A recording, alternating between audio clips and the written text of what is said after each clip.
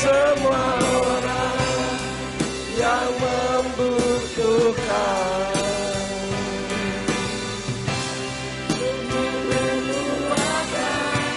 Bagi semua orang yang membutuhkan.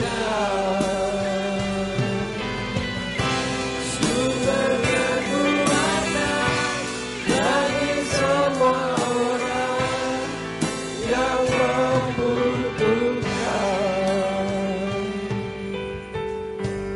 Haleluya, kita serukan nama Yahweh dengan pujian semangat Israel. Semangat Israel, Yahweh Eloheinu, Yahweh Echad. Semua Indonesia, semua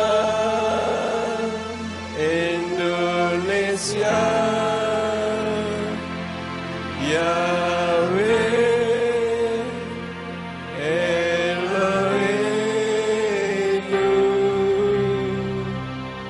Yahweh Echad. Semua Ambarawa, semua Ambarawa, Yahweh Eloheinu, Yahweh Echad. Baruch Shem Kevod Malkuto Leolam Waed. Semua kuasa, penguasa, roh-roh jahat di udara, engkau harus dengar. Yahweh Elohim kita, Dia Echad, Dialah satu-satunya Elohim yang berhak untuk disembah dan dipuji serta ditinggikan.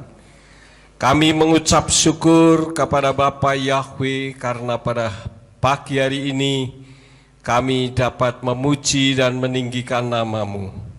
Sekarang kami akan mendengar isi hati Tuhan. Urapi hamba-Mu yang akan menyampaikannya, dan urapi setiap kami yang mendengarkannya dengan urapan yang sama, supaya firman yang ditaburkan dapat kami pahami dan kami mengerti, sebagaimana Engkau memberikan pemahaman dan pengertian kepada hamba-Mu. Dan jika ada kuasa, penguasa, roh jahat di udara yang berusaha untuk mengacau pemberitaan firman, kami tolak dan kami patahkan di dalam nama Yeshua HaMashiach. Pergi kau keluar, tinggalkan tempat ini. Tinggalkan setiap hati dan pikiran kami, baik yang ada di ruangan ini maupun yang mendengarkan dari rumah masing-masing.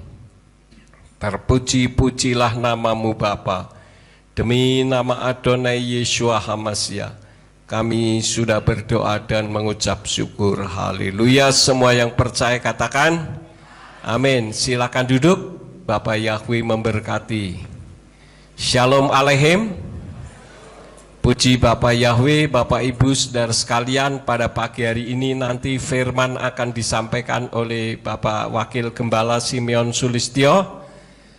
Tetapi sebelumnya kita akan melakukan upacara penyerahan anak dari Bapak Wawan dan Ibu Aprilia, yaitu untuk anaknya yang bernama Sakila Septi Ananda, Stefano Dwi Ananda, dan Semayah Clayton Sionatan. Untuk itu saya mengundang untuk Bapak Wawan dan Ibu April untuk maju ke depan dengan anak-anaknya. Bapak Ibu saudara sekalian, gereja kita tidak melakukan upacara pembaptisan anak-anak. Dasar firman-Nya terdapat di dalam kitab Injil Markus pasal 10 ayat 13 sampai 16, ketika Yeshua HaMasiah diperhadapkan kepada anak-anak. Ayatnya mengatakan demikian, dan mereka membawa anak-anak kecil kepadanya supaya dia dapat menjamah mereka, tetapi para murid menghardik mereka yang membawanya. Dan ketika melihatnya, Yeshua menjadi gusar dan berkata kepada mereka, biarkanlah anak-anak kecil itu datang kepadaku dan janganlah melarang mereka, karena kerajaan Elohim adalah bagi orang-orang yang seperti ini.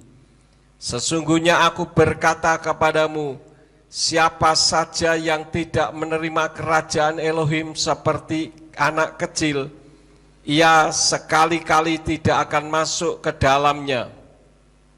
Dan sambil memeluk mereka, seraya menumpangkan tangan atasnya, dia memberkatinya. Amin. Nah, ayat ini adalah ayat-ayat ketika para orang tua membawa kanak-kanak kepada Yeshua HaMasiah. Apa yang Yeshua lakukan yaitu menerima kanak-kanak dan memberkatinya. Oleh karena itulah maka gereja kita tidak melakukan liturgi pembaptisan anak-anak. Kenapa? Karena baptisan itu sebagai tanda pertobatan. Ayatnya di dalam kitab Matius 3 ayat yang ke-11 yang mengatakan, sesungguhnya aku membaptis kamu dalam air untuk pertobatan, tetapi yang datang sesudah aku, dia lebih berkuasa daripada aku, yang tentang dia aku tidak layak untuk membawa kasutnya. Dia akan membaptis kamu dalam Ruah HaKodes dan api. Nah, Bapak Ibu Saudara sekalian, ayat ini mengatakan sesungguhnya aku membaptis kamu dalam air untuk pertobatan. Sedangkan anak kecil belum bisa bertobat. Apa yang dilakukan oleh kanak-kanak itu hanya sebatas naluri egonya. Tidak punya rasa kebencian sehingga tidak dibutuhkan pertobatan. Karena itu ada anak dengan anak bertengkar, besok paginya sudah berkumpul kembali. Yang konyol ketika melihat anak dengan anak bertengkar, orang tuanya ikut campur. Sehingga orang tuanya tidak omong-omongan, anaknya sudah berjalan bersama-sama. Nah, ini menunjukkan bahwa kanak-kanak tidak membutuhkan pertobatan, tetapi diserahkan kepada Tuhan untuk menjadi miliknya. Jangan kita anggap enteng, saudara-saudara. Anak-anak yang ada pada saudara adalah titipan Elohim, bukan milik saudara. Itu titipan Tuhan. Jadi saudara harus bertanggung jawab untuk mendidik anak-anak di jalan Tuhan. Saya mendidik anak-anak yang Tuhan percayakan kepada saya di jalan Tuhan. Sejak kecil saya sudah mendisiplin untuk selalu datang beribadah kepada Tuhan. Tentu saja saya sebagai orang tuanya harus menjadi contoh. Jangan saya mendisiplin anak menyuruh ke gereja sementara saya sendiri tidak datang. Dan saya lakukan itu bertahun-tahun. Hasilnya saudara bisa melihat sendiri sekarang. Bagaimana saya bangga dengan anak-anak yang Tuhan percayakan kepada saya. Dina misalkan yang hari ini ada bersama dengan kita. Beliau sudah keliling dunia dan sudah pernah banyak merasakan hotel berbintang 5 bertaraf internasional. Dia merasa feel guilty, merasa punya perasaan bersalah apabila tidak membawa saya orang tuanya untuk ikut menikmatinya. Saya menyampaikan ini bukan untuk pamer loh saudara-saudara. Sama sekali tidak. Tuhan tahu isi hati saya. Tetapi saya contohkan dari hasil apa yang saya didikkan kepada anak-anak. Anak-anak berhasil semuanya, dan bahkan saya baru sekali menikmati hotel berbintang 5 bertaraf internasional. Kalau ke hotel berbintang 4, saya sudah sering, tapi yang berbintang 5 bertaraf internasional itu baru kemarin. Saya kagum, saudara-saudara. Maka saya merenungkan bagaimana dengan Salomo ketika mendidik pegawai-pegawainya, sampai-sampai Ratu Seba juga kebingungan. Kemarin ketika breakfast makan pagi, saudara-saudara, saya dituangin, kan ditanya dulu, kamu mau minta apa? Teh, kopi? Saya bilang teh saja. Disiramin teh, saudara-saudara, cangkirnya itu. Airnya keluar sedikit, diambil, tidak diberikan ke saya. Padahal hanya netesan air saja. Jadi harus betul-betul rapi. Pelayanannya membersihkan kamar hotel saja 1 hari 2 kali. Jadi betul-betul bertaraf internasional. Dan saya bisa menikmati itu karena apa? Saya menanam kepada anak-anak saya, supaya mereka semua menjadi orang yang berhasil. Saya saksikan ini, kalau saudara melakukan hal yang sama, maka saudara akan bangga dengan anak-anak saudara. Tetapi kalau saudara membiarkan anak-anak saudara pada hari Minggu keluyuran kemana-mana, dengan alasan kasihan Pak, setiap hari sudah bangun pagi, hari Minggu sekali-kali bangun siang lah, mumpung tidak sekolah, saudara sekali waktu akan dikecewakan anak saudara. Nah, apa yang saya lihat di sini, Bapak Wawan dan Ibu April menyerahkan anak-anaknya di jalan Tuhan, milik Bapak Yahweh. Dalam dunia supranatural, ketika saya menyerahkan anak-anak ini kepada Tuhan, saudara-saudara, maka roh-roh yang ada di udara itu tahu mereka tidak sembarangan menjamah anak-anak kalau bukan atas pertolongan seizin Tuhan. Oleh karena itulah, maka pada hari ini sebelum kita mendengarkan firman, kita ada penyerahan anak. Apa yang dilakukan oleh Hana ketika menyerahkan anaknya kepada Bapa Yahweh? Dalam 1 Samuel 1 ayat 27 sampai 28 dikatakan demikian. Aku berdoa untuk mendapatkan anak ini, dan Yahweh telah mengabulkan permohonanku yang telah aku minta darinya bagiku. Hana pada saat itu mandul, dan pada zaman itu seorang perempuan yang mandul itu adalah orang yang dikutuki Tuhan. Maka dia disakiti oleh madunya. Karena itu dia berdoa kepada Tuhan, minta supaya bisa punya anak. Dan dia berdoa untuk mendapatkan anak, dan Yahweh telah mengabulkan permohonanku yang telah aku minta daripadanya bagiku. Ayat 28. Dan aku juga telah mempersembahkan dia kepada Yahweh. Dia telah diserahkan kepada Yahweh sepanjang waktu yang akan dia jalani. Dia dipersembahkan kepada Yahweh dan dia beribadah di sana di hadapan Yahweh. Jadi Hana menyerahkan anak yang menjadi kerinduannya, yang disayanginya, yang bernama Samuel, dipersembahkannya kepada Bapa Yahweh. Terserah mau diapakan, akibatnya apa? Kita lihat sendiri, Samuel dipakai Bapa Yahweh dengan dahsyat luar biasa. Apakah orang tua tidak bangga melihat anaknya seperti itu?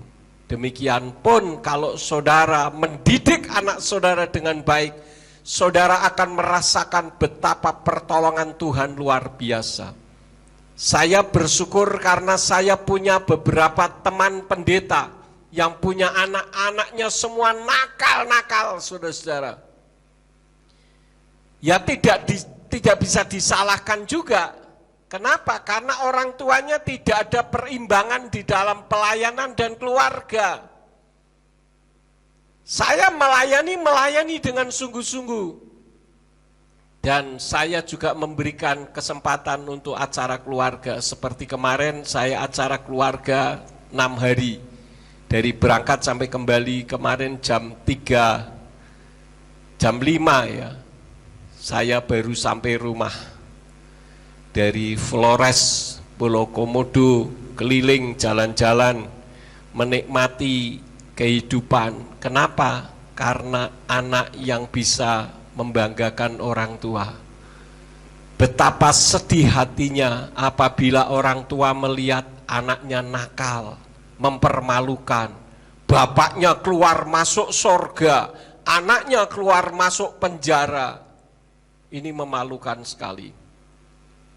Karena itu pada pagi hari ini saya akan menyerahkan Sakila Septi Ananda, Stefano Dwi Ananda, dan Semayah Clayton Zionatan untuk Tuhan. Untuk itu saya mengundang Bapak Ibu Saudara sekalian untuk bisa bangkit berdiri bersama-sama. Ibu April dan Pak Wawan beserta dengan anaknya juga ikut berdiri. Arahkan tangan saudara ke depan, ikut berkati supaya anak-anak ini kelak bisa dipakai Tuhan dengan luar biasa. Bapak Saudara, kami menyerahkan ketiga anak ini, Sakila Septi Ananda, Stefano Dwi Ananda, Semayah Clayton Zionatan ke dalam tangan-Mu. Karena itu Engkau sendiri yang akan mengcover mulai sekarang. Kami menyerahkan yang pertama, Sakila Septi Ananda, kepada Bapa Yahweh di dalam nama Adonai Yeshua HaMashiach. Kami menyerahkan untuk Stefano Dwi Ananda dalam nama Adonai Yeshua HaMashiach. Mereka milik dari Bapa Yahweh. Demikian pula untuk Semayah Clayton Zionatan. Kami menyerahkan anak ini ke dalam tangan Tuhan di dalam nama Adonai Yeshua HaMashiach. Biarlah anak-anak ini kelak dipakai Tuhan untuk kemuliaan bagi nama-Mu. Berkati saudara kami, Bapak Wawan, di dalam mendidik anaknya. Berkati untuk supaya di dalam kehidupannya mencukupkan kehidupan keluarga ini. Demikian pula mendidik anaknya di jalan Tuhan. Engkau memberkati Ibu April. Engkau juga memberi hikmat akal budi untuk mendidik anaknya takut akan Tuhan. Kami memberkati mereka ke dalam tangan-Mu. Kami yakin bahwa berkat Bapa Yahweh yang dicurahkan atas mereka juga melalui jemaat yang angkat tangan pada pagi hari ini akan menyertai kehidupan mereka. Di dalam nama Adonai Yeshua HaMashiach. Haleluya. Amin. Silakan duduk. Wan, selamat. Selamat ya. Bapak Yahweh berkati. Ya, mereka akan memberikan korban untuk Bapak Yahweh seperti yang dilakukan oleh Hana. Hana ketika dia sudah menyerahkan Samuel, Hana memberikan korban untuk Bapak Yahweh dan hasilnya Tuhan memberkati. Puji Tuhan, silahkan bisa duduk kembali. Saya serahkan mimbar ini kepada Wakil Gembala, Bapak Gembala Sidang Simeon Sulistyo. Saya persilahkan. Shalom Bapak Ibu Saudara. Apa kabar? Luar biasa. Yes. Wow, kok cuma sedikit nih wownya. Haleluya, saya harap kita semuanya dalam kondisi yang sehat dan bahagia. Amin. Penting saudara, sehat dan bahagia. Kalau tidak sehat, ketika kita bahagia akan jadi sehat. Amin. Haleluya. Bapak Ibu Saudara, pada pagi hari ini saya mau ajak kita semuanya untuk belajar kebenaran firman Tuhan yang saya beri judul Bekal Levavka Ufkal Nafseka Ufkal Meodeka. Seri yang kedua, Minggu lalu kita sudah belajar mengenai bekal lefafkah. Kita khusus ngomongin tentang lefaf, hati.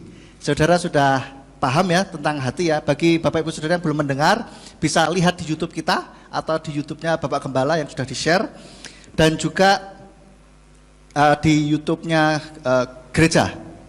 Dan sekarang hari ini seri yang kedua kita akan bicara mengenai ufkal nafsekah, khusus pada kata nafsekah. Ini apa? Kita lihat dulu ayatnya di dalam Ulangan 6 ayatnya yang ke-5. Ulangan 6 ayatnya yang ke-5.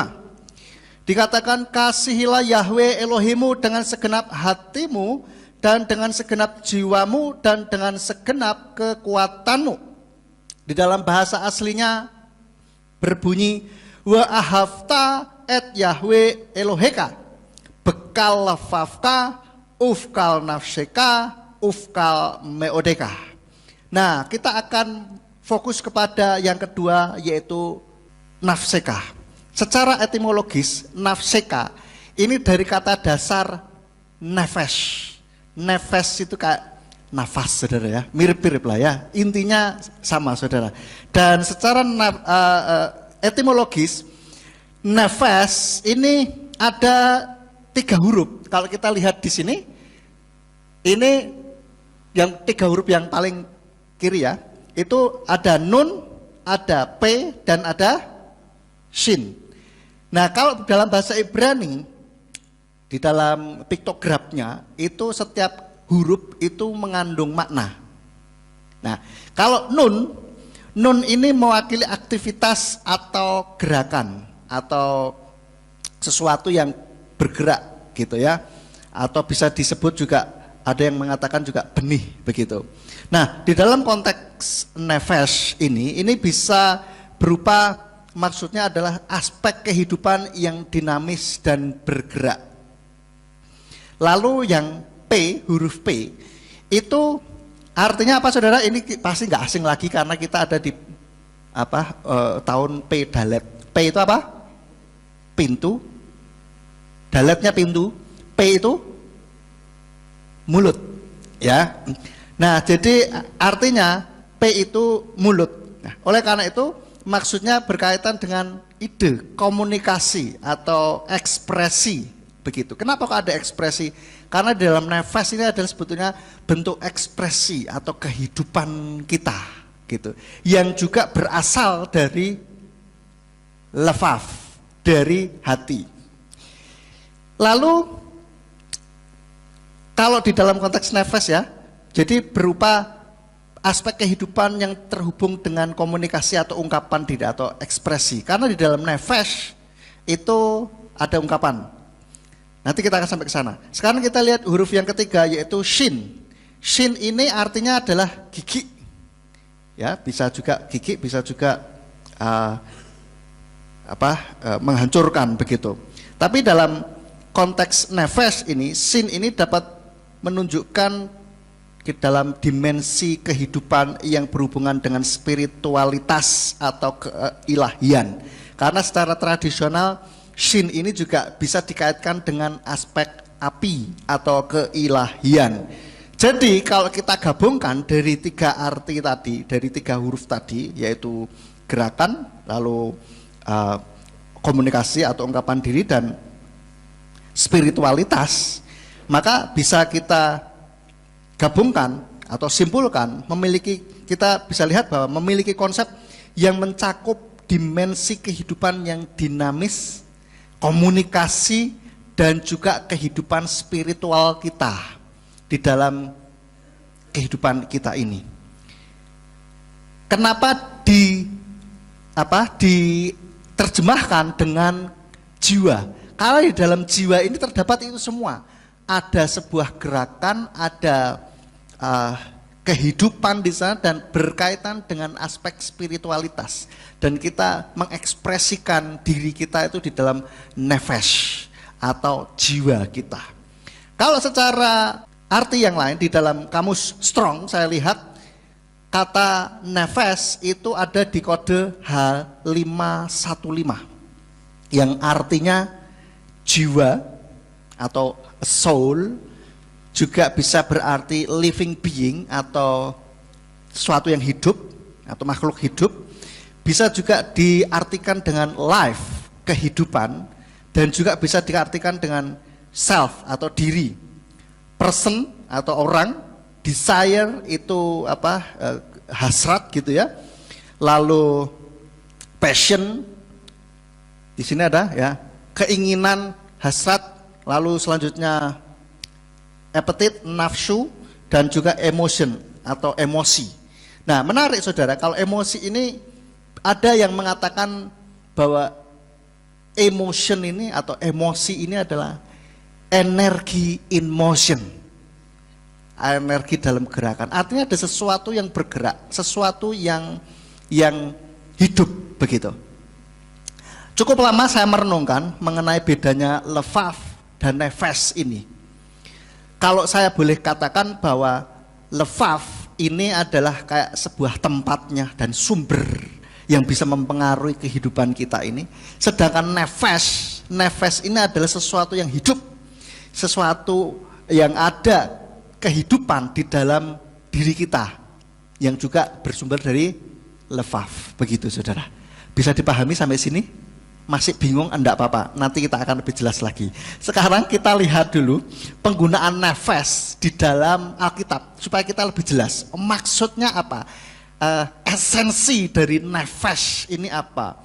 Yang pertama kita lihat nefes ini juga bisa dimaksudkan atau diterjemahkan dengan orang. Kita lihat di dalam Imamat 7 ayatnya yang ke-18. Imamat pasal 7 ayatnya yang ke-18. Firman-Nya mengatakan, dan apabila ada dari daging kurban persembahan pendamaian yang benar-benar dimakan pada hari ketiga, hal itu tidaklah berkenan. Orang yang mempersembahkan itu tidaklah akan diperhitungkan, karena hal itu akan menjadi kejijikan baginya, dan orang yang makan daripadanya harus menanggung kesalahannya. Jadi kata orang di sini di dalam Imamat ini bahasa aslinya adalah nefes. Dan kita lihat di dalam Imamat 7 ayat 27 juga demikian. Setiap orang Imamat 7 ayat 27 katakan, setiap orang yang makan darah apa saja, maka orang itu harus dilenyapkan dari bangsanya. Artinya setiap orang di sini di dalam bahasa aslinya disebut dengan nefes gitu. Jadi penggunaan nefes ini bisa artinya orang gitu ya. Setiap orang. Nah, itu nefes gitu kan. Kalau kita lihat. Lalu yang kedua, nefes ini ternyata ada di dalam darah, saudara. Kenapa? Itu tadi dikatakan tidak boleh makan darah. Di dalam Imamat 17 ayatnya yang ke-11.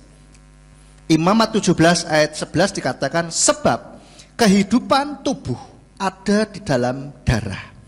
Dan aku telah memberikan darahnya kepadamu di atas mezbah itu untuk mengadakan penebusan bagi kehidupanmu, sebab darah itulah yang mengadakan penebusan bagi kehidupan. Jadi dikatakan kehidupan tubuh ini maksudnya dari kata dasar nefes kalau kita lihat dalam bahasa aslinya, saudara. Dan seringkali darah itu sendiri juga seringkali disamakan dengan nyawa. Ya, di dalam Kejadian 9 ayat 4. Kejadian 9 ayat 4 dikatakan hanya daging dengan nyawanya, yaitu darahnya, kamu tidak memakannya. Nah, ini kalau kita lihat daging dengan nyawanya, yaitu darahnya, berarti nyawa ini bisa disamakan dengan darah dalam konteks tertentu tentu saja.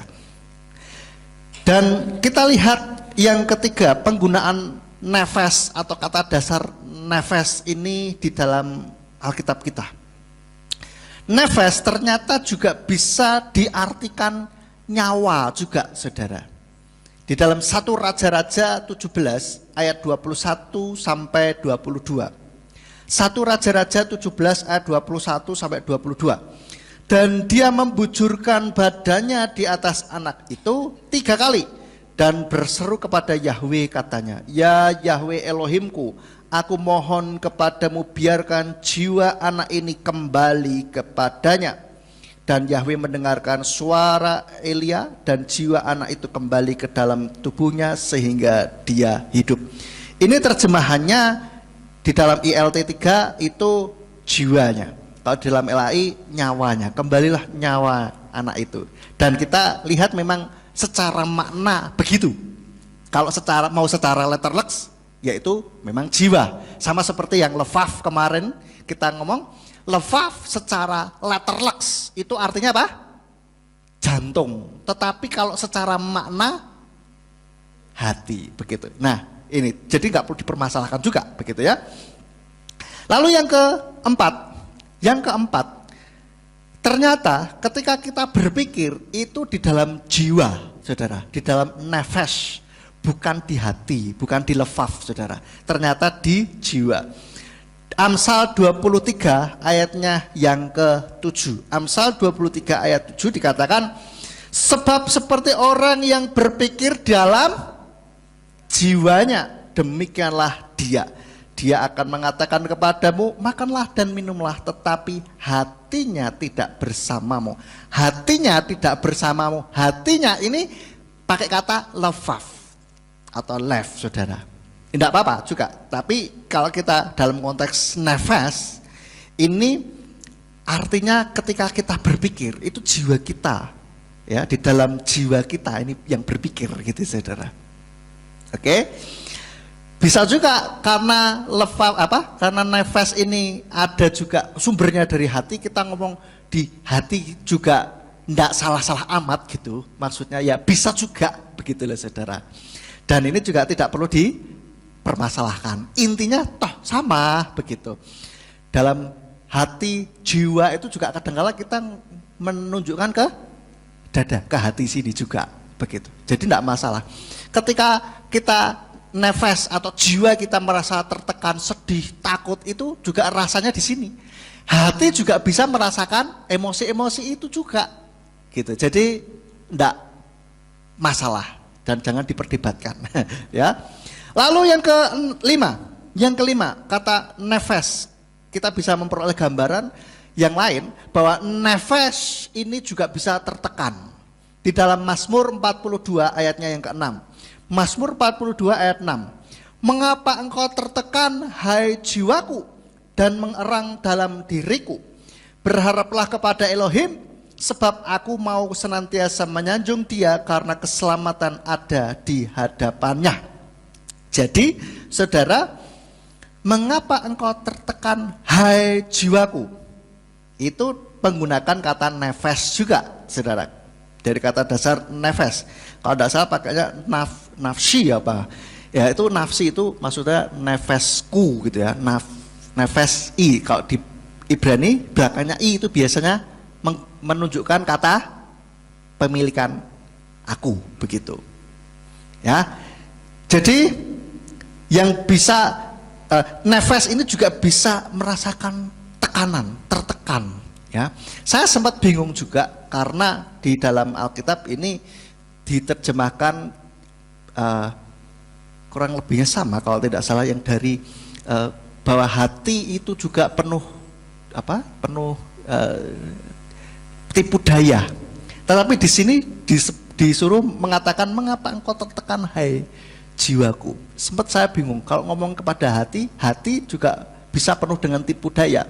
Tetapi kenapa diajak ngomong begitu? Ini yang sempat membuat saya berpikir juga. Nah, kalau kita lihat dari bahasa aslinya seperti ini, kita bisa lebih memahami. Ternyata memang yes, hati ini bisa penuh dengan tipu daya. Nah, kalau kita ngomongin nefas, ini adalah sesuatu yang hidup di dalam diri kita. Itu merasa tekanan, merasakan ada sebuah tekanan begitu. Itu bisa merasa tertekan, depresi dan yang lainnya. Maka ketika kita mengalami tekanan seperti itu, kita ngomongnya kepada jiwa. Karena menurut firman Tuhan yang mengalami tekanan, mengalami ini sebuah emosi ini adalah di dalam jiwa kita. begitu. Kita ajak ngomong jiwanya. Maka di dalam terapi air hidup saya juga saya katakan ajak ngomong kepada diri kita ini yang merasakan tertekan ini, gitu loh. Nah, itu saudara, dari 5 hal ini yang saya dapatkan penggunaan kata nefes. Ini kita bisa simpulkan kalau secara gampangannya, kalau boleh saya ambil kesimpulan daripada kita posing-posing. Dari 5 hal itu boleh saya katakan bahwa nefes ini adalah berarti nyawa juga. Atau juga bisa disebut dengan kehidupan kita yang hidup ini, ya. Dan juga bisa dikatakan emosi atau yang kita rasakan, emosi kita, perasaan kita ini loh saudara. Seperti itu. Dan kita lihat ya dari berbagai macam penggunaan kata nefes ini tadi. Saudara bisa bedakan dengan yang lefaf kemarin itu. Lefaf ini menunjukkan lebih kepada kayak sebuah tempat atau sumber begitu dari setiap kehidupan kita. Tetapi kalau nefes ini adalah sesuatu yang hidup di situ, di dalam diri kita. Paham Bapak Ibu Saudara? Sesuatu yang hidup. Nah, maka nefes ini juga penting Saudara. Tidak kalah pentingnya untuk kita, karena disebut juga bisa diterjemahkan juga nyawa atau jiwa itu. Ini penting dan inilah yang Tuhan Yesus beli dari kuasa kegelapan, yang dia rela curahkan darahnya bagi setiap kita untuk membeli setiap jiwa kita untuk kita bisa menjadi milik kepunyaannya. Amin saudara. Karena jiwa ini juga yang akan hidup sampai kekekalan nantinya. Kalau lefaf, hati ini yang berkaitan untuk kehidupan kita di saat ini, begitu. Paham enggak saudara? Tapi yang akan sampai kekekalan sana itu nanti, itu adalah jiwa kita, begitu. Nefes ini sangat penting dan sangat berharga. Sehingga Tuhan katakan di dalam Matius 16 ayat 26 dikatakan, Matius 16 ayat 26, sebab seseorang diuntungkan apa jika dia beroleh seisi dunia tetapi kehilangan jiwanya? Atau apakah yang manusia akan berikan sebagai pengganti jiwanya? Jiwa saudara. Ya. Jadi Tuhan melihat jiwa seseorang ini sangat penting dan sangat berharga. Bahkan ketika seluruh dunia, seisi dunia ini diperoleh seseorang, tetapi jiwanya itu binasa, itu buat Tuhan eman banget gitu. Artinya jiwa kita, setiap kita ini, itu tiada taranya saudara. Kalau mau dibandingkan dengan harta benda dunia yang kita bisa dapatkan, ini tidak ada apa-apanya, tidak setara, tidak sebanding dengan jiwa kita. Artinya jiwa kita ini sangat-sangat berharga. Oleh karena itulah kita perlu menjagai jiwa kita supaya bisa tetap hidup dan tetap sehat saudara. Amin. Karena ketika jiwa seseorang itu mengalami kerusakan atau mengalami sakit, itu repot saudara, repot dan susah, akan menyusahkan banyak orang. Maka ketika saudara mengalami tekanan di dalam jiwa saudara, mengalami gundah gulana, emosi yang tidak baik di dalam diri saudara, kalau bisa carilah tempat atau teman untuk curhat minimal saudara. Jangan dipendam sendiri. Kadangkala ada orang yang berpikir begini, aku gak mau ngerepotin orang lain, aku gak mau merepotkan keluarga. Baik sih, betul gak? Baik gak saudara? Baik. Tetapi resikonya, ya kuat apa enggak gitu loh. Kalau enggak kuat, jiwanya tuh enggak kuat menanggung tekanan. Kalau saya bilang istilahnya bisa konslet saudara, ngeheng, nek HP itu ngeheng gitu loh saudara, dibuka Kok ora iso ditutul-tutul, kok ora iso? Ya, tak gitu. Ngeheng. Diem aja. Ya gitu. Diem aja toh. Manusia juga ngeheng, diem aja. Sudah mandi belum? Dengan pandangan tatapan yang kosong begitu kan? Tahu-tahu nanti ada juga yang bisa telanjang di tengah jalan gitu kan? Dan nggak sadar begitu. Dibilang nggak apa-apa saya ini. Seperti itu. Itu malah merepotkan keluarga. Betul nggak saudara? Pikirin nggak pengen ngerepotin, malah nek jeglek, malah konsrat, malah merepotkan keluarga. Nggak cuma merepotkan, bikin malu juga, bener nggak? Maka kita ketika ada tekanan di dalam kehidupan kita, jangan dipendam sendiri. Minimal ngomonglah. Kalau nggak mau merepotkan keluarga, ngomonglah kepada teman yang bisa dipercaya. Gitu saudara. Oke? Kalau nggak ada yang bisa dipercaya, kontak kami saudara. Bahkan HP saya ingatkan kembali, HP saya itu 24 jam non-stop on terus saudara. Bahkan ketika saya tidur on. Kecuali nek pas mungkin kayak kemarin naik pesawat ya otomatis harus mati saudara. Atau mungkin pas lowbat listrik mati, kapan hari kan juga pernah seperti itu. Saya woro-woro dulu HP lowbat dan mati lampu. Jadi kalau mati HP-nya ya mohon maklum gitu kan. Supaya pas saya kasih tahu begitu, supaya enggak nanti pas mati HP saya ada yang kontak, di jare on terus 24 jam kita hubungi kok gak iso. Ya, jadi ada waktu-waktu tertentu memang off, tapi bukan karena memang saya pengen off, tapi memang harus off. Oke, jadi seperti itu saudara. Jiwa kita ini sangat berharga dan sangat penting saudara. Karena itu berharga di mata Bapa Yahweh.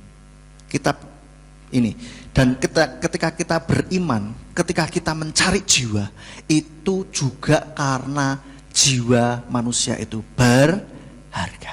Jangan sampai orang tersesat, pikirnya jalannya lurus, ternyata apa? Menuju maut. Kan sayang banget. Ada orang yang begitu tekun, luar biasa menjalankan ritual. Ada yang melakukan hal-hal dengan tekun tetapi ternyata ujungnya menuju maut. Kalau bisa, kita bisa nasihati, paling tidak kita beritakan keselamatan. Paling tidak kita sudah tidak ada tanggungan beban moral atau beban mental sudah. Kita beritahu masalah terima atau tidak bukan urusan kita. Yang jelas kita kasih tahu saja bahwa ini loh ada juru selamat yang sejati yang bisa menjamin kita masuk ke dalam kerajaan surga.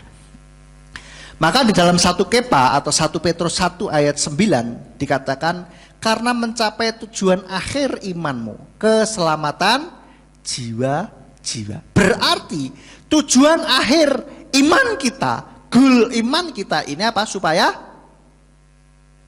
jiwa selamat. Kan begitu saudara. Tetapi memang kita tujuannya itu supaya jiwa kita selamat. Tapi dalam perjalanannya setiap kita setelah kita mengenal Tuhan lebih dalam lagi, kita mengejar Tuhannya. Amin saudara. Kita pasti sudah masuk ke dalam sorga, dalam samayim. Kalau kita mengejar Tuhannya. Amin. Memang tujuan ketika kita beriman, kita menerima Tuhan, Yeshua, Bapa Yahweh di dalam nama Yeshua Masiah. Kenapa? Karena dia yang menjamin keselamatan itu. Maka kita bisa menerima beliau. Amin. Begitu. Bukan kita yang memilih, tetapi Tuhan yang memilih kita. Untuk kita bisa mengenal. Tinggal keputusan kita saja gitu loh. Termasuk Bapak Ibu Saudara mendengarkan via radio maupun YouTube ini, ketika saudara mendengar berita keselamatan dari Bapa Yahweh dalam nama Yeshua Masiah, itu sebetulnya Tuhan sudah memilih saudara. Tinggal keputusan di tangan saudara, mau terima atau tidak, begitu. Kalau saudara terima, dapatkan keselamatan itu, maka jangan ragu-ragu untuk menerima Yeshua atau Yesus Kristus sebagai Tuhan dan Juru Selamatmu.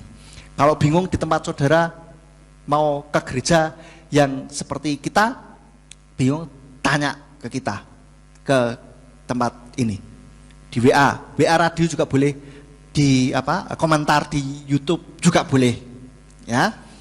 Oke, Jadi seperti itu. Dan juga ketika di ayat yang lain kita lihat bahwa si Satan atau iblis itu berusaha untuk menerkam kita secara konotasi kiasan tentu saja ya, bukan menerkam benar-benar makan secara fisik. Kita lihat di dalam 1 Kepa atau Petrus 1 Petrus 5 ayat 8. 1 Kepa 5 ayat 8 dikatakan, sadarlah, berjaga-jagalah, karena musuhmu si iblis berjalan sambil mengaum seperti singa untuk mencari seseorang yang dapat ia telan. Maksudnya supaya jiwanya seorang ini bisa dia ambil dari Tuhan, begitu. Nah, kalau saudara lihat singa ketika mau menerkam mangsanya, dia pasti lihat cari mana yang paling lemah, mana yang menyendiri, itu paling mudah diterkam daripada yang berkerumun, berkelompok, begitu. Dia selalu, kalau saya lihat di National Geographic itu ya, itu mesti gitu. Dia diincar dulu, begitu sudah dapat incaran dia akan kejar fokus ke situ. Maka dari itulah pastikan diri kita tetap ada di dalam komunitas, di dalam perkumpulan bersama-sama dengan umat-umat Tuhan yang lain. Jangan menyendiri, saudara. Amin. Jangan menyendiri. Nanti dibilang aku ingin berdiam diri. Itu bukan berdiam diri, itu menyendiri, saudara. Beda. Kalau berdiam diri itu memang mengambil waktu untuk bisa diam, tapi tetap ada dalam komunitas, tidak menjauhkan diri dari komunitas, begitu. Kalau menjauhkan diri dari komunitas itu ngapain? Tidak mau peduli masalah tentang kerohanian, diajak ke gereja tidak mau, terus apalagi ayo dengerin radio tidak mau, terus sudah biarkan dengan kehidupannya sendiri. Jadi tidak lagi mementingkan hal-hal kerohanian, itu namanya menyendiri, saudara. Dan ini yang paling gampang sekali diterkam oleh kuasa gelap, karena sendirian, gitu. Dan kalau kita apalagi banyak pikiran, ketika dalam kondisi tertekan, ketika menyendiri, pikiran semakin kacau, semakin tidak karu-karuan, ya, semakin bingung karpe dewe, semakin overthinking, gitu kan. Maka ketika ada masalah, ada tekanan di dalam jiwa, ketika itu sangat kuat dan saudara merasa sangat berat, ceritalah kepada orang lain. Tapi ketika saudara masih bisa merasa oke, saya masih bisa tangani, masih bisa handle sendiri, silahkan di handle sendiri. Tapi kalau saudara rasakan ini sangat berat, ini kayak aduh berat ini, ngomonglah kepada yang lain. Oke? Itu. Nah, oleh karena itu kita perlu memelihara jiwa kita supaya jiwa ini kita tetap sehat, supaya kita bisa mengasihi Bapa Yahweh dengan segenap jiwa kita, dengan segenap nefesh kita. Nah, maka kita perlu rawat jiwa kita ini dengan beri dia makan, beri dia nutrisi yang sehat. Saya pernah sampaikan hal ini mengenai makanan jiwa, tetapi saya mau ulang lagi. Saya yakin saudara ada beberapa yang belum pernah mendengar dan mungkin lupa. Maka akan saya ulang lagi. Maka kita perlu kasih makan tuh nefesh kita, jiwa kita, nyawa kita, atau kehidupan kita, emosi kita, itu kita perlu kasih makan. Yang pertama, makanan bagi jiwa itu adalah keinginan yang terpenuhi. Dalam Amsal 13 ayat 19. Amsal 13 ayat 19 katakan, keinginan yang terpenuhi itu manis bagi jiwa, tetapi berbalik dari kejahatan adalah kebencian bagi orang bebal. Jadi kita supaya sehat, supaya emosi kita itu baik, kita usahakan keinginan kita ini terpenuhi. Maka kalau mau sesuatu jangan yang rumit-rumit dulu, saudara. Yang simple, yang bisa kita penuhi dulu, saudara. Oke? Yang kita bisa kita penuhi. Contohnya, aku kok pengen pengen makan burger ya, sekali lah boleh, sesekali saudara ya kan, misalkan seperti itu ya. Kalau keinginan yang lain, doa dalam ini di luar jangkauan kita ya tidak apa-apa, kita doa saudara, kita doa terus. Tapi kadangkala ada keinginan-keinginan yang kecil-kecil yang kita penuhin, itu juga baik juga, menunjukkan apa, membuat emosi kita ini sedikit lebih baik gitu saudara. Lalu yang kedua makanan bagi jiwa kita yaitu makan dan minum secara fisik. Meskipun dia itu jiwa, tapi ngefek juga kalau dikasih makan dan minum secara fisik saudara. Pernah nggak saudara? Saudara itu hawanya emosian terus ya kan? Terus begitu kasih makan, begitu habis makan kenyang, terus jadi tenang, jadi nggak gampang marah, betul lah, ya kan? Terus panas terik, panas gitu kan? Makan es krim, seger saudara, enak toh? Makan yang dingin-dingin atau minum yang dingin-dingin, moodnya jadi baik lagi, betul lah? Iya kan?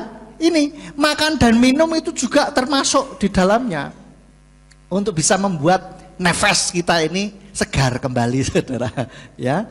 Di dalam Raja-Raja 19 ayat 4 sampai 18 saya nggak akan baca itu karena panjang, karena nanti kepanjangan ya. Saudara baca sendiri saja. 1 Raja-Raja 19 ayat 4 sampai 18. Ini kisah mengenai Elia yang lelah jiwanya lalu disuruh makan oleh Tuhan melalui malaikatnya. Ya, habis membantai nabi-nabi Baal, lalu si Elia ini diancam oleh si Isbel gitu kan. Wah, takut dia. Kenapa? Kok bisa takut? Padahal dia berani melawan ratusan nabi Baal, tapi hanya dengan satu wanita, ancaman satu wanita, dia langsung ciut nyalinya. Kenapa? Karena jiwanya itu lelah, capek saudara. Ya. Dan waktu itu dia lari ke gua dan Tuhan memberikan makan, disuruh bangun ya. Malaikatnya bilang, bangun, makan, minum. Makan, minum, tidur lagi saudara. Digugah lagi, bangun, makan, minum. Makan, minum, tidur lagi saudara. Ya, karena apa? Itu jiwanya lelah. Kalau saudara merasa, kalau bahasa Inggrisnya exhausted ya, bener-bener terkuras energinya, lelah banget. Atau bahasanya ngetren sekarang itu burn out. Nah, burn out itu sudah tidak mau ngapa-ngapain. Saya pernah mengalami itu. Karena tugas-tugas kuliah begitu berat, besar, banyak, dan kayaknya apa bisa selesai saya menyelesaikan hal ini. Itu waktu saya kuliah di Amerika, bingung saudara, stres. Itu burn out saya. Jadi mau ngegame, mau di situ ada fasilitas untuk main-main, main di sport center, males. Mau makan, males. Mau belajar apa lagi? Mau tidur nggak ngantuk sudah. Wes jadi kayak aduh. Ya wes mau ngapa-ngapain males ini. Nah, ini burnout. Dan sebetulnya bisa dibereskan dengan makan atau minum yang seger-seger saudara. Itu lebih paling tidak membuat emosi lebih moodnya baik kita. Oke? Dan yang ketiga, makanan bagi jiwa yaitu pengharapan. Maka dari itu saudara, jangan pernah hilang harapan. Sekalipun ketika kita melihat permasalahan di depan kita, depan, belakang, kanan, kiri itu gelap, buntu, tapi jangan pernah hilang harapan. Seperti yang sering saya katakan, ketika kita tidak melihat tangan Tuhan menolong, ketika kita tidak melihat tangan Tuhan di dalam kehidupan, di dalam permasalahan kita ini, sepertinya semuanya gelap. Percayai hatinya Tuhan, karena hatinya Tuhan, Tuhan tidak pernah meninggalkan kita. Amin. Karena itu jangan pernah hilang harapan. Di dalam Ibrani 6 ayat 19, saya bacakan dari terjemahan LAI karena lebih jelas. Ibrani 6 ayat 19 dikatakan, pengharapan itu adalah sauh yang kuat dan aman bagi jiwa kita yang telah dilabuhkan sampai ke belakang tabir. Maksudnya itu seperti jangkar ya. Itu yang kuat dan aman bagi jiwa kita, sehingga jiwa kita ini bisa terpelihara dengan baik. Jangan pernah hilang harapan. Orang bisa mati bunuh diri, kenapa? Karena dia hilang harapan. Oleh karena itu jangan pernah hilang harapan saudara. Berapa banyak orang kaya mati bunuh diri, terkenal mati bunuh diri. Artis-artis Korea itu juga kan terkenal mati bunuh diri. Kenapa? Karena mereka hilang harapan. Mereka berpikir bahwa aku hidup maupun tidak juga tidak ada bedanya. Semua orang tidak menginginkan aku, jadi buat apa aku hidup? Dia merasa seperti itu, dia pikir seperti itu, sehingga dia merasa hopeless, tidak ada harapan lagi. Maka ya sudahlah, akhir saja kehidupan ini. Itu karena kehilangan harapan. Maka saudara, sekali lagi saya mau katakan, jangan pernah hilang harapan. Apapun permasalahan kita, sebesar apapun permasalahan kita, jangan pernah hilang harapan. Karena kita masih punya Tuhan yang hidup. Kita dimiliki oleh Bapa Yahweh, Tuhan yang hidup dan penuh kasih. Saya katakan, Tuhan masih pegang kendali atas kehidupan kita. God is still in control, saudara. Tuhan masih memegang kendali kehidupan kita. Jangan pernah hilang harapan, karena rencananya Bapa Yahweh itu sungguh baik. Kalau kita masih mengalami permasalahan yang rasanya kok tidak baik, berarti itu belum akhir. Itu bukan rencana Tuhan, saudara. Rencana Tuhan itu selalu baik adanya. Meskipun kita harus melewati hal-hal yang tidak enak. Tidak enak itu belum tentu tidak baik, saudara. Amin. Tidak enak itu belum tentu tidak baik. Melewati itu semuanya, itu akan mendatangkan kebaikan bagi setiap kita yang mengasihi Dia. Bahkan janjinya di dalam Yeremia 29 ayat 11 dikatakan bahwa sebab aku mengetahui rancangan-rancangan yang aku rancangkan atas kamu, firman Bapa Yahweh, yaitu rancangan-rancangan damai sejahtera dan bukan kejahatan, untuk memberikan kepadamu masa depan dan harapan. Maka dari itu jangan pernah hilang harapan. Untuk anak-anak muda juga, ketika putus cinta biasanya seolah dunia ini runtuh, seolah tidak ada yang bisa diharapkan. Akhirnya apa? Mati, bunuh diri. Jangan sampai, apalagi hanya gara-gara pacar. Aduh, eman banget, saudara. Ya, jangan pernah hilang harapan. Katakan kanan kiri, jangan hilang harapan. Jangan pernah hilang harapan. Berharaplah kepada Tuhan. Bapa Yahweh itu sumber pengharapan kita. Lalu yang keempat, makanan bagi jiwa, yaitu pengetahuan. Ketika kita mendapatkan pengetahuan, itu baik bagi jiwa kita, yang bisa diartikan sebagai nyawa kita, kehidupan kita. Dalam Amsal 19 ayat 2, Amsal 19 ayat 2 dikatakan, juga tanpa pengetahuan jiwa tidak akan baik, dan yang bergegas dengan langkah kakinya akan berbuat dosa. Oleh karena itu kita perlu mendapatkan pengetahuan. Kita perlu belajar. Belajar ini bukan dalam konotasi kita harus baca buku atau duduk di dalam kelas sekolah lagi, tidak, saudara. Karena belajar itu bisa dari mana saja. Kita juga bisa belajar dari pengalaman orang lain. Amin. Kita bisa belajar dari pengalaman orang lain. Kenapa dia berhasil, kenapa dia gagal, kita bisa belajar dari mereka. Jadi yang saudara bayangkan ketika belajar itu tidak harus baca buku. Memang baca buku itu juga belajar, tetapi belajar itu tidak cuma baca buku. Kita bisa ngematke kehidupan orang lain, melihat kehidupan orang, mempelajari kehidupan orang lain. Itu pun juga belajar, saudara. Mendapatkan pengetahuan yang baik, yang bisa untuk kehidupan kita sekarang ini, untuk nefesh kita. Ya, orang bilang, ada yang katakan kerja cerdas, jangan cuma kerja keras. Kerja keras boleh, tapi kalau bisa kerja cerdas itu akan jauh lebih efektif dan efisien. Bagaimana bisa kerja cerdas? Kita belajar, saudara, supaya caranya melakukannya ini lebih baik, lebih efektif dan efisien, begitu.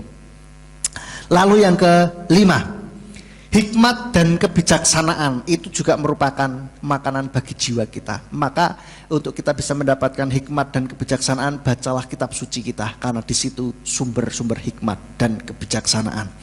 Amsal 3 ayat 21 sampai 22, Amsal 3 ayat 21 sampai 22 dikatakan, hai anakku, jangan biarkan mereka menjauh dari matamu.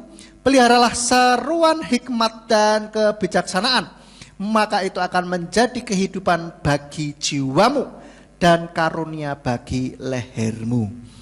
Seringkali kita bisa membaca ada kalimat-kalimat bijak, kalimat-kalimat yang mutiara begitu ya. Boleh kita baca-baca seperti itu, tetapi kalau tidak dari firman Tuhan kita harus waspada, harus pasang alarm atau pasang penyaring kita, filter kita. Karena saya seringkali katakan quotes atau kutipan-kutipan yang di luaran sana itu tidak selalu benar. Tidak selalu benar. Yang sering saya contohkan adalah begini. Bagaimana saya memperlakukan Anda itu tergantung Anda memperlakukan saya. Anda baik sama saya akan jauh lebih baik dari Anda. Anda jahat sama saya akan bisa lebih jahat dari saudara. Baik enggak saudara? Benar enggak? Enggak. Tapi ada loh yang mempercayai loh. Ada saudara. Hati-hati.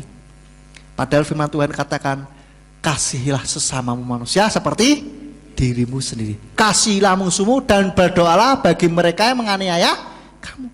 Lah ini kok ngomongnya kamu jahat sama saya bisa jahat lebih jahat lagi dari kamu. Wah ini kan tidak benar saudara. Karena firman Tuhan katakan kita harus mengasihi orang yang berbuat jahat sama kita. Ya. Dan juga ada quotes-quotes atau kutipan-kutipan yang sepertinya bijaksana yang lain. Yang saya ingat. Ada orang yang mempercayai. Dari pendeta juga loh, hati-hati loh saudara. Ya. Ada orang mengatakan, oh pernikahan itu seperti medan perang katanya. Wah akhirnya perang terus saudara. Beneran perang sungguhan. Wah ini gontok-gontokan terus. Waduh. Saya bilang, saya tidak mau om. Saya bilang, pernikahan itu bukan medan perang.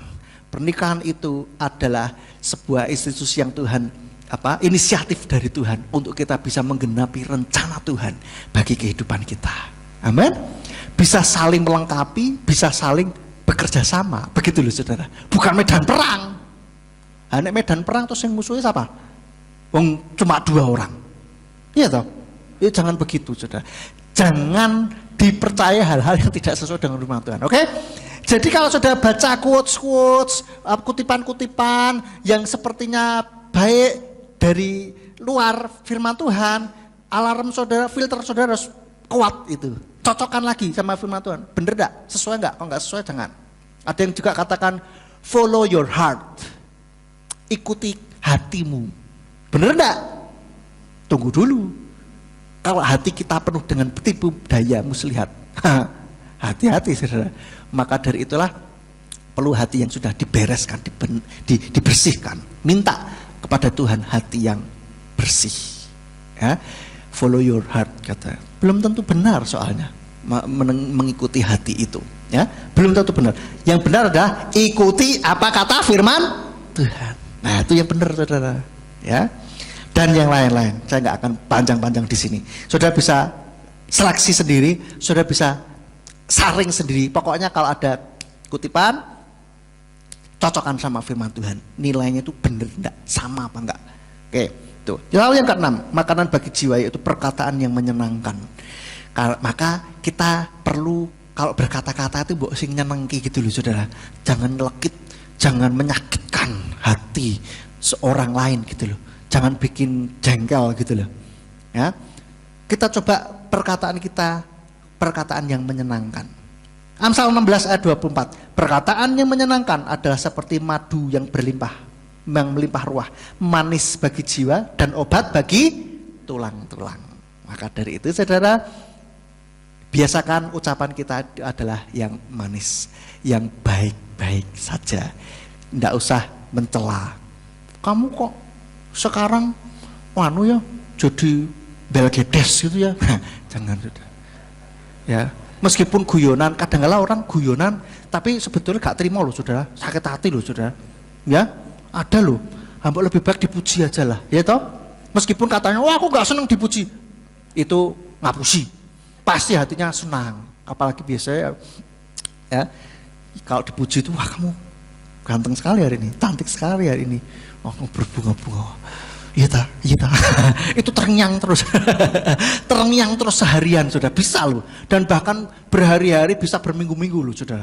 Bisa bahkan bertahun-tahun loh saudara. Itu sering-seringlah kita memuji gitu loh. Kadang-kala sama pasangan juga mbok kadang dipuji gitu loh saudara ya. Ya, meskipun tidak harus secara langsung kamu hari cantik sekali, itu tidak harus. Ganteng sekali, nggak harus. Kadang-kala yang terempat-terempat juga bilang gini, kamu pakai itu kok jadi kelihatan cerah. Nah, kan lain sudah. Pokoknya kadang sesekali bolehlah ya kan. Dan apalagi kalau kita lihat manusia itu mempunyai 5 bahasa kasih, saudara. Kalau saudara lihat pasangan saudara atau keluarga saudara, orang tua atau saudara-saudara, keluarga saudara memiliki bahasa kasih, kata-kata pujian, sering-seringlah berikan kata-kata pujian itu, saudara. Ya, karena itu meskipun juga kata-kata pujian bukan bahasa kasihnya, itu juga ngefek loh, saudara. Ngefek buat seseorang, beneran. Saya ceritakan, saya ingat nih, waktu itu saya belanja di pasar, barangnya ketinggalan. Saya sudah sampai rumah, saya balik lagi sudah ke pasar. Lalu saya balik lagi ke ibu yang tadi. Lalu ibu tadi bilang apa? Oh iya, tak goleki ket mau sing apa cah bagus mau neng dia kok barangnya urung di jiko. Nah, saya terjemahkan, saya translate ya. Bakonya tuh bilang begini, iya tadi saya cari orangnya tadi mana, orang yang bagus, yang ganteng tadi itu mana katanya. Kok barangnya nggak diambil? Gitu. Nah, tahu saudara, senang nggak saya? Seneng. Meskipun bahasa kasih saya bukan pujian saudara, tapi senang juga. Apa dampaknya? Saya kalau belanja ke sana lagi. Itu loh saudara. Bukti kata-kata yang menyenangkan itu ngefek saudara. Amin. Nah, sekarang coba dong ngomong kanan kiri perkataan yang menyenangkan. Hari ini kamu ganteng sekali, gagah sekali, cantik sekali, cerah. Oh, whatever lah. Coba katakan dong kanan kiri depan belakang sesekali lah saudara ya. Boleh lah. Ayo, jangan malu saudara, jangan malu saudara. Hah? Gitu. Apalagi kalau sama pasangannya ya, yang sudah punya pasangan ya, yang punya istri atau suami, tolonglah sesekali ya. Kadang-kala begitu ya. Saya apa pernah begitu? Pernah, boleh tanya tuh istri saya. Ya. Nah, maka jaga ucapan kita. Ya. Berapa banyak orang mati bunuh diri itu gara-gara ucapan, saudara. Gara-gara ucapan, beneran. Dan berapa banyak orang gagal bunuh diri, enggak jadi bunuh diri gara-gara ucapan yang menyenangkan. Saya pernah putarkan sebuah video yang ada seorang remaja menyelamatkan banyak nyawa di sebuah jembatan gara-gara dia nyantel ke menyantel ke itu bahasa Indonesia apa? Nyantolkan, menggantungkan kata-kata yang menyenangkan seperti ini. Kamu berharga. Bukan begini cara mengakhiri masalahmu. Kamu kuat. Kamu itu dicintai. Kalau kamu melakukan ini, akan ada yang merindukan kamu, kangen sama kamu. Kamu berharga dan seterusnya. Pokoknya macam-macam berbagai macam kalimat yang menyenangkan. Dan saudara tahu ternyata itu bisa menyelamatkan kalau tidak salah 6 nyawa. Jadi di jembatan itu sering orang bunuh diri, lompat dari jembatan, saudara. Mengetahui hal itu, anak remaja ini nulis tulisan-tulisan di situ. Sehingga ketika ada orang yang mau bunuh diri, tidak sengaja melihat tulisan ini, senang dia, nggak jadi bunuh diri. Dan akhirnya remaja ini mendapatkan penghargaan dari kepolisian setempat karena sudah menyelamatkan banyak nyawa. Itu saudara. Maka hati-hati dengan perkataan kita. Apalagi kalau sama anak-anak, ya itu bisa mantep saudara. Hati-hati. So, saudara, kita harus lihat. Harus mengucapkan kata-kata yang baik. Ya, tadi saya sempat singgung ada 5 bahasa kasih, saya cepat saja. Tolong perhatikan, ini penting. Ini sepele tetapi penting sekali dan bisa meminimalisir masalah banyak hal di dalam kehidupan kita. Yang pertama yaitu kata-kata pujian. Orang senang sekali dipuji, saudara. Kalau senang dipuji, berilah pujian itu sering-sering, tidak apa-apa. Puji, kamu luar biasa dan seterusnya, whatever lah begitu ya. Hebat sekali dan seterusnya dan seterusnya. Itu. Yang kedua, hadiah. Hadiah sesuatu ya yang simpel-simpel, tidak harus mahal, tidak harus yang mewah, pokoknya hadiah. Ini juga suka dioleh-olehi ya kan. Pergi dari mana, jangan lupa oleh-olehnya untuk orang yang dengan bahasa kasih hadiah ini. Dan terutama ketika ulang tahun, jangan sampai lupa. Ya, hadiah, kasih kado, saudara. Lalu yang ketiga, waktu yang berkualitas. Dia ini senang ditemani, senang diajak ngobrol, senang beraktivitas bersama. Ya, kehadiran kita secara fisik itu sangat diharapkan, saudara. Orang-orang yang dicintai, ya itu menemenin. Ya kalau anak-anak ketika belajar ditemenin aja sama mamanya atau papanya, itu sudah cukup. Saya termasuk bahasa kasih yang ini. Jadi dulu ketika saya belajar masih sekolah, belajar untuk ulangan, seringkali saya bilang, Mami sini, apa duduk di samping saya aja, saya belajar sendiri. Itu tidak apa-apa, senang. Pokoknya ada yang nemenin gitu. Itu saya senang. Ngobrol. Nah, kalau anak muda mungkin yang orang bilang kita duduk di sini 30 menit tanpa suara, ya kan, seperti lagu itu 30 menit di sini tanpa suara, enggak apa-apa, tapi asal duduk jejeran gitu, seneng rasanya menghabiskan waktu bersama gitu loh, memandang langit yang sama, memandang bintang. Nah itu juga itu senang gitu kan, pokoknya ditemenin dan ini ada kehadiran kita. Lalu yang keempat, perbuatan melayani. Dia suka di servis, suka dilayani, buatkan teh, pijitin, buatkan masakan, dibantu. Ya, kalau saudara lihat ini anak-anak muda, kalau saudara lihat ibu saudara itu bahasa kasihnya ini, tidak usah disuruh sapu ke, sapuke lantai, pelke lantai, cucikan piringnya tanpa disuruh bantuin, itu ibu akan senang sekali. Apalagi dari pasar lihat turun dari motor atau dari angkot, bawanya wakeh, saudara langsung lari bawakan, itu akan bikin ibu saudara kelepek-kelepek, saudara. Sungguhan. Itu perbuatan melayani. Saya ngomong kalau bahasa kasih ibunya perbuatan melayani ya, itu akan bikin kelepek-kelepek, sungguhan, saudara. Ini peka sekali gitu kan. Nah ini mungkin juga yang cowok-cowok masih pacaran atau yang sudah menikah, lihat bahasa kasih pasangan saudara apa. Kalau bahasa kasih ini perbuatan melayani, diservis lah, kadang-kala dibukain pintu, hal-hal kecil aja, bukain pintu aja, dia peka sekali nih cowok gitu kan, senang, ya gitulah, ya begitu-begitu.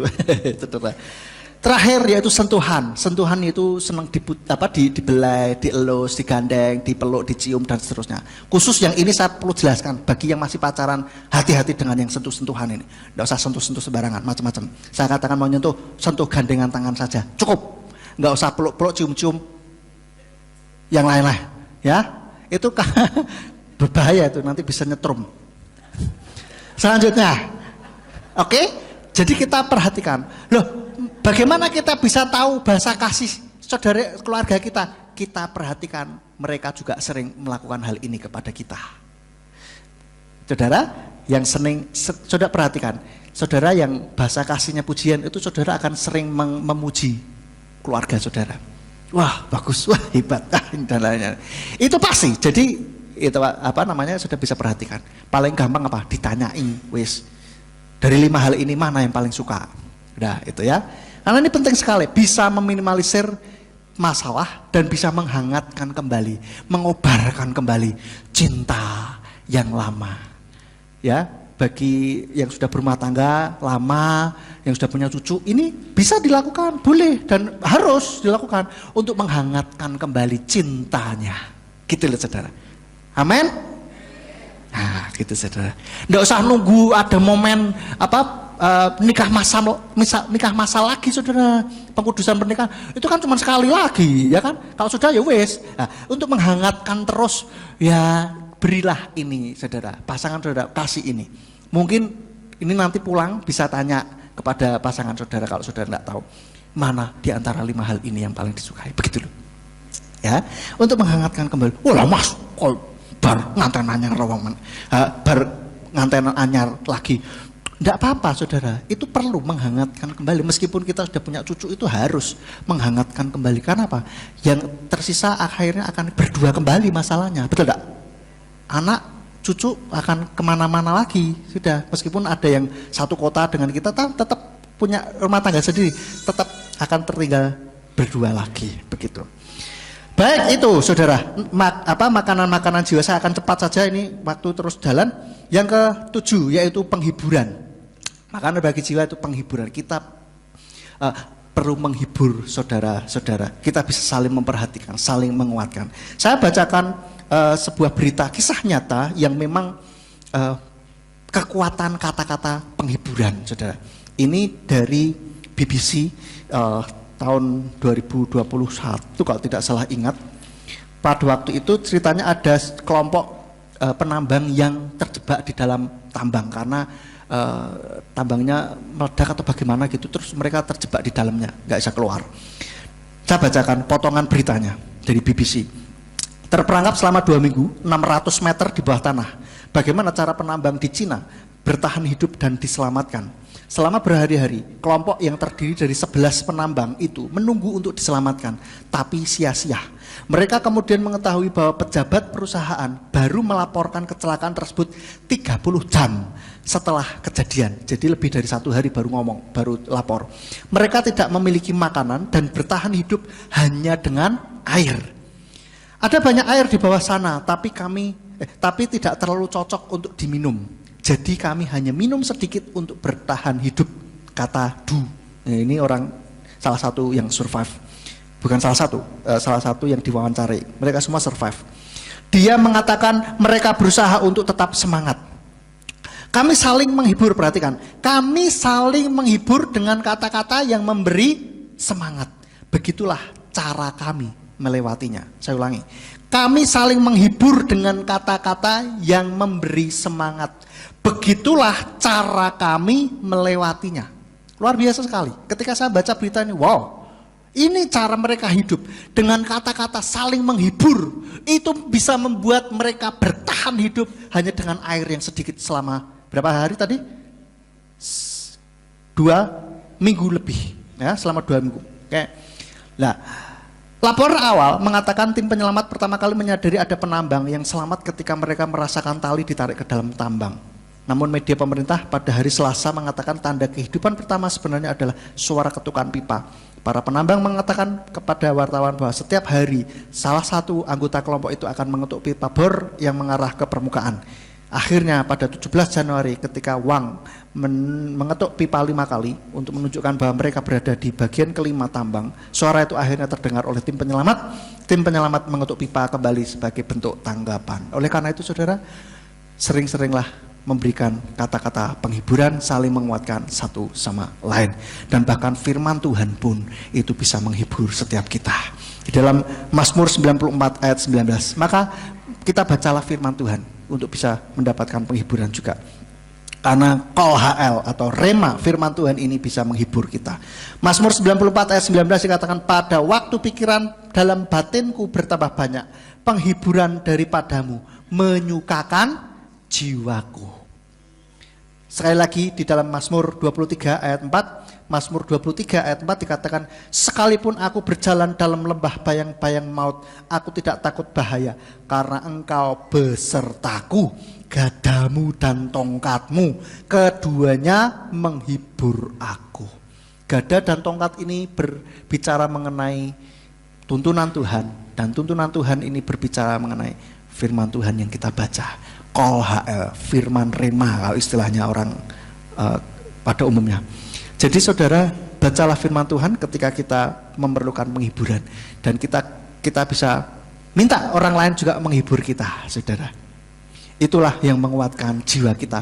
Bila jiwa kita, nafas kita ini betul-betul sehat, sehingga kita bisa mengasihi Yahweh Elohim kita dengan segenap nafas kita.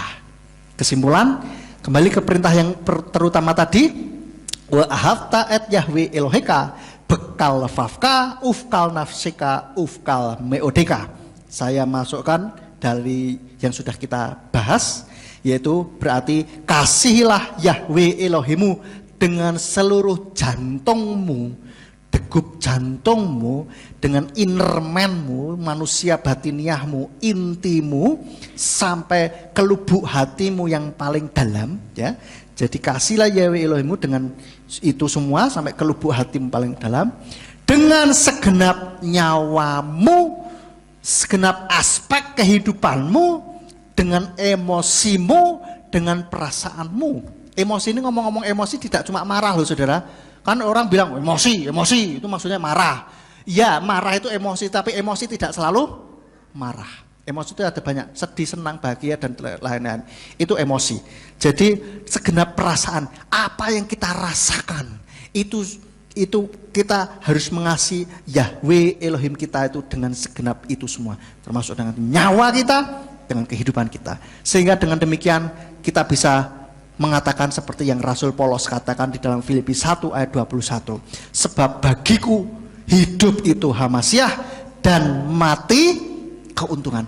Bila kita mengasihi Bapa Yahweh sampai ke nyawa kita, bahkan kita meskipun harus, kalaupun harus sampai menyerahkan nyawa kita, kita akan tetap mengasihi Bapa Yahweh. Amin. Amin. Buat firman Tuhan, biarlah firman ini boleh menjadi KHL, menjadi kekuatan bagi setiap kita untuk kita mengasihi Bapa Yahweh dengan lebih sungguh-sungguh lagi. Amin. Saya kembalikan kepada Bapak Gembala. Pujilah saudara sekalian, kita telah mendengarkan firman tentang nefes, atau di dalam ayat yang disampaikan tadi yaitu nafseka. Artinya segenap gerakan kehidupan kita sepanjang darah mengalir, yaitu ketika kita hidup di atas muka bumi ini semua untuk Elohim. Maka Rabi Saul mengatakan kepada sidang jemaat di Filipi, di dalam Filipi 1 ayat yang ke-21 yang berbunyi, sebab bagiku hidup itu Hamasiah dan mati adalah keuntungan. Artinya apa? Kalau saudara bekerja, bekerjalah dengan sungguh-sungguh. Jangan bekerja kalau ada pimpinan saudara, itu kualitasnya sangat rendah. Jadi kalau ingin diberkati Bapa Yahweh dengan cara seperti itu, tunggu sampai mati, tidak akan bisa diberkati. Ya, kalau sekolah, ya sekolah dengan sungguh-sungguh. Bapak Wakil Gembala Sidang kita ini di Amerika S2 itu seharusnya 2 tahun, saudara-saudara. Tapi dia kejar 1 tahun selesai, kemudian ketika pulang, ikut pulang. Karena dia memang dipanggil Tuhan untuk menggembalakan kita semuanya. Baik Bapak Ibu saudara sekalian, kita naikkan satu pujian, jiwaku terbuka untukmu Yahweh. Mari kita bangkit berdiri bersama-sama. Jiwaku terbuka untukmu Yahweh, sedikit nyatakan. Saya mengundang Bapak Pendeta Isakar Irawan untuk maju ke depan dan berdoa bagi kita. Singkapkan semua yang terselubung, supaya ku layak di hadapanmu Yahweh. Haleluya. Bapa kami yang ada di Samayim, kami sangat bersyukur pagi hari ini boleh diajari kebenaran sabda-Mu untuk kami mengasihi Engkau dengan segenap jiwa kami, dengan segenap nafas kami, segenap kehidupan kami, ya Bapa. Mari Roh Kudus memeteraikan kebenaran sabda-Mu dalam hati kami, memampukan kami bukan hanya untuk mendengar, tetapi untuk kami lakukan dalam hidup kami. Sehingga selagi kami hidup, kami benar-benar mengasihi Tuhan. Hidup kami adalah untuk menyukakan hati-Mu. Selagi kami masih bernafas Bapa, kami rindu kami boleh memelihara jiwa ini untuk kemuliaan bagi nama-Mu. Engkau mampukan juga kami Tuhan untuk memberi nafas kami, jiwa kami, hal-hal yang baik, hal-hal yang benar. Dan Tuhan mampukan kami juga untuk kami saling menjaga satu dengan yang lain, terutama keluarga kami, saudara dekat kami. Kami boleh memelihara jiwa mereka juga dengan perkataan-perkataan yang baik, yang menghibur, hal-hal yang positif, sehingga jiwa kami semua sehat. Kami pergunakan untuk mengasihi Tuhan, untuk melayani Tuhan dengan sungguh-sungguh, dan Engkau boleh disukakan melalui kehidupan kami. Puji-puji akan nama-Mu ya Bapa, yang berkati hamba-Mu Bapak Wakil Gembala yang sudah menyampaikan isi hati Tuhan. Tuhan tambahkan hikmat, pengetahuan, akal budi yang berasal daripada-Mu. Tuhan semakin singkapkan untuk dibagikan kepada kami, menjadi pengetahuan yang menghidupkan kerohanian kami, menumbuhkan, membuahkan di dalam iman kami semua. Terima kasih Bapa, terpuji-puji akan namamu. Di dalam nama Adonai Yeshua HaMashiach kami sudah berdoa dan mengucap syukur. Haleluya. Amin. Ya, silakan duduk. Kita akan memberikan korban tatangan untuk radio. Mari kita bangkit berdiri bersama-sama, kita tutup di dalam doa. Nanti kita akan mendengar pengumuman dari Pak Sarmujito. Bapa Sorgawi, kami mengucap syukur pada hari ini kami telah mendengar firman-Mu yang mengajar kepada kami untuk kami tetap memiliki kesemangatan yang luar biasa di sepanjang kehidupan kami untuk kemuliaan bagi nama-Mu. Berkati hamba-Mu Bapak Wakil Gembala Simeon Sulistyo yang telah menyampaikan isi hati Tuhan. Singkapkan rahasia-rahasia firman Tuhan agar kami semakin memahami kebenaran firman-Mu. Kami berdoa untuk seluruh jemaat yang akan pulang keluar kota, baik yang ke daerah Semarang maupun yang ke Jogja dan ke Jepara serta ke tempat-tempat lain yang di luar kota Ambarawa. Kiranya Engkau memberkati, pertemukan kami di waktu yang akan datang dengan iman yang lebih baik dari hari ini. Semua yang sudah ambil bagian di dalam pelayanan Engkau pakai semakin hari semakin heran. Terima kasih Bapa, tangan-tangan yang sudah memberikan korban untuk radio Surya Kebenaran bisa tetap mengudara, Engkau juga yang memberkati. Sekarang berkatilah kami karena kami siap menerima berkat daripada-Mu. Mari kita angkat kedua belah tangan kita untuk menerima berkat Yahweh. Yefarka Yahweh weyishmereka. Yahweh memberkati engkau dan memelihara engkau. Yaer Yahweh pana oleka wikuneka. Yahweh menyinari engkau dengan wajahnya dan memberi engkau anugerah. Yesa Yahweh pana oleka wiyasemleka shalom. Yahweh menghadapkan wajahnya kepadamu dan memberi engkau damai sejahtera. Diberkatilah engkau di kota dan diberkatilah engkau di ladang. Diberkatilah buah kandunganmu, hasil bumimu dan hasil ternakmu, yakni anak lembu sapimu dan kandungan kambing dombamu. Diberkatilah bakulmu dan tempat adonanmu. Diberkatilah engkau pada waktu masuk dan diberkatilah engkau pada waktu keluar. Sekarang pulanglah dan terimalah berkat. Kasih Bapa Yahweh Sang Pencipta, kasih karunia Adonai Yeshua HaMashiach Sang Pembeli Jiwa, dan Ruach HaKodes menyertai saudara sekalian sampai Maranatha Adonai Yeshua HaMashiach datang kembali untuk yang kedua kali dan mengangkat kita semua. Haleluya.